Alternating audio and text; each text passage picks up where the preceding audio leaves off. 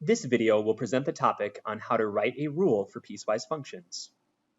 In example 1, we see that there are 3 different sections or pieces to this graph, and we're tasked with trying to write the rule for this piecewise function.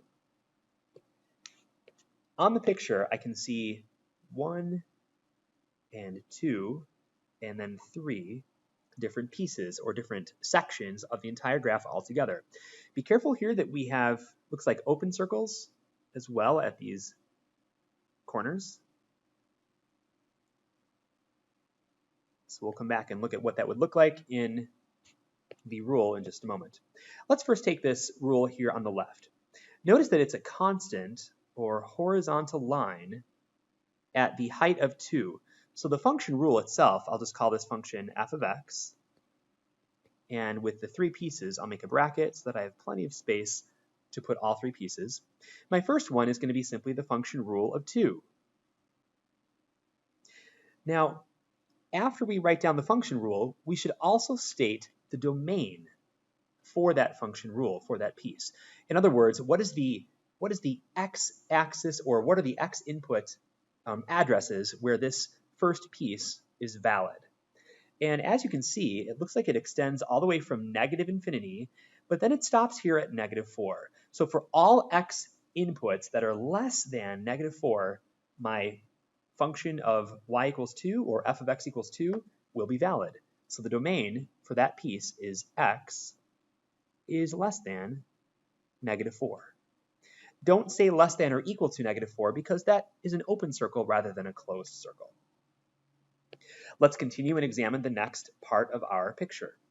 It's a little bit more complicated. It's still linear, but it's not a constant. So I want to look for the slope and the y-intercept for this line and kind of think of this as a linear y equals mx plus b type of function.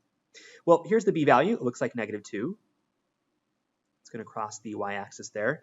And then the slope appears to be down 1 and over 1. So -1 for the slope, which means my equation for that middle piece will be y equals -1x minus 2, or simply -x minus 2. But again, across what domain? What address is that segment or is that piece valid for? What address is it valid across? It starts at -4 and goes all the way to +2. Let's use open circles. So from -4 all the way to +2. And I'm not going to put an equal to bar there as well for the same reason, because those are open circles. Shifting to the final piece of our function here, piece number 3. Also linear, and the problem is I'm not sure where it crosses the y-axis. So if I just extend this graph, it looks like the slope is up 1 and over 1, so a rise over run of 1 over 1. Carry that backwards, and it looks like we'll hit right about here. There's -5, and that would be a y-intercept of -6. If that line were to be extended, it would look something like that. So the b value is -6, and the slope of that line we said was 1. Y equals mx plus b, y equals 1x minus 6, or simply x minus 6. So there are the definitions of the 3 pieces. For that final segment, piece number 3, it's valid for all numbers that are greater than 2. And that is how you write the rule for a piecewise defined function. So your solution is everything you see right here. Now I want to show you one other example of an application. So here's a situation where we have a summer job that's paying time and a half for overtime, and we're now asked to write a rule, a piecewise function rule, that gives us our weekly pay in terms of the number of hours we work. So let's write that as capital P of x, and let's try to examine the pieces of our function. So we get paid time and a half for any hours past 40 hours per week. The normal wage is $8 per hour. So $8 per hour X. That's going to be valid for 0 to 40. There's my first piece. Now, for the second piece, we've got to talk about time and a half. If we're getting paid time and a half, we've already worked our 40 hours, so we're going to be earning the 40 hours times 8 for the hourly wage. But then we're going to be getting paid time and a half.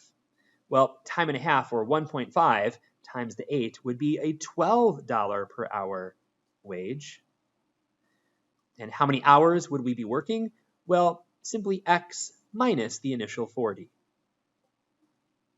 In other words, if we worked 60 hours in 1 week, we would plug in 60 for X and find out that for 20 hours above the 40, we would be getting paid $12 an hour. Now that's going to be valid on the domain of 40